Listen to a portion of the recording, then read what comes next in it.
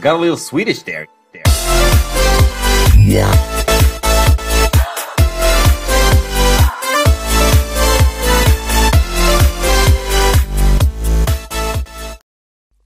Hello Minecrafters, and welcome back to another video with me, Stevo. Today I want to show you a cool creation I've been making.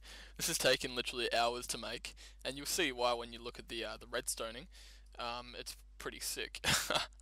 And so I want to show you what it is. This is, if you've ever played that game Mousetrap, you'll kind of understand what's going to happen here.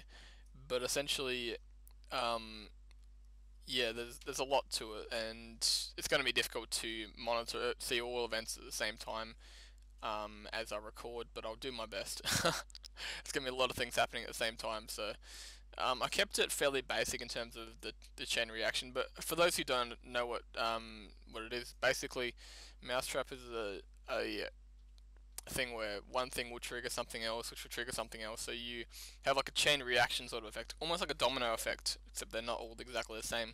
That'd be boring. And essentially in this case, the idea will be to get what I don't have yet, which is a villager. And so yeah, I want to show you, let's see it in action. I spent a while on this trying to conceal the redstone and all these different things, and so I hope that you can watch even some of it. I'll move my hand out of the way. And let's see. Yes, I caught it this time. I recorded last time and I completely missed the train. I'm recording that and everything like that. That's my name record in the background there, in case you wonder. But I need to focus on the action here. Villager, go in the house. You want to. I know you do. I can see it in your eyes. And I'll have a link to, or not a link, but I'll put the redstoning at the end of this. Don't you just love when redstone delays? Yes, admire the pillar. Now get in the house. So watch this, watch. Oosh! One of my favourite chain reactions of the whole thing. Get in your house. Get in your house. The villager is eluding me. Come on, villager, get in the house. Go in. I hate you, villager. I really do. I really should have done this at night. There's my name going around again. And yeah, that's the long and short of how this works. I'm Stevo, as it says at the back there. I want to see it come T and S. There we go, Stevo. Unfortunately, you can't watch it all in one hit because it's beautifully beautifully lagged and things like that when you're too far away. But anyway, thanks for watching, and now let's have a look at how this is made. Alright, so now I want to show you some of the redstoning behind it. I've come back with a fresh slate.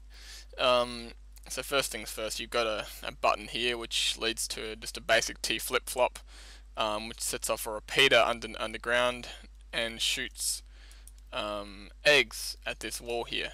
Now the eggs will instantly stop shooting the minute these pressure pads are activated. It'll come through and initiate the T flip-flop anyway. But it will also send a signal up here to launch the TNT cannons. Now I've got two TNT cannons facing opposite directions, just for cinematic really. And they come through, blow up some of this wall, and send water down here. Now when the water comes through, it knocks that torch out, and allows this to shoot off. Same concept over here. Knocks out a torch and whoops, it goes up here to here, and then lets down all the gravel and sand. So that falls down through the slits here and becomes our walls of the house. Now I need to change. I think I might change this door eventually. It took so long to make. Also, another thing is this pressure plate here goes to all this crap out here. Like this is probably this part took the longest, I reckon. This is basically just the this part's the display, and this part is my name's hard coded into memory. Pretty simple storage. There's nothing overly complicated about it. And so when you go over that pressure plate, it goes through, sends the signal through the memory, comes through, displays my name. Now it also has a loop function here, which I haven't enabled. Like I can add torches here to enable it, but I didn't want my name looping for until I test it some more. Now this pressure plate here, I don't remember what that one connects to. That one, oh no, that one shoots the villager. That's right. It shoots a villager here in case, because I had 2 villagers. I don't know where the other one's gone, but it shoots a villager out who hits that, or spawns, whatever, and hopefully goes towards the house. That's why I didn't change this door, because he went for that door a few times, and I don't like that. I didn't want him going that way.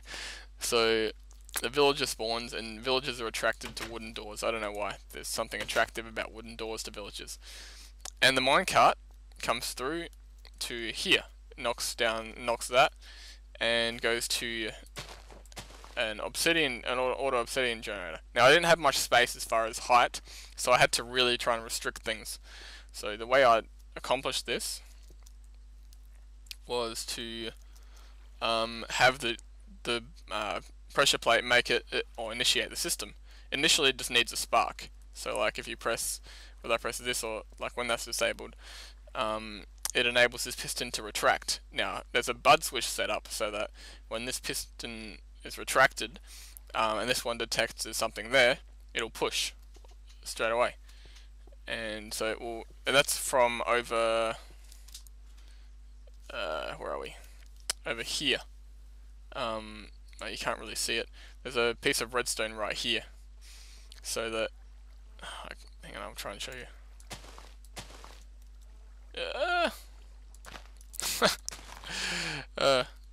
So what happens is there's a,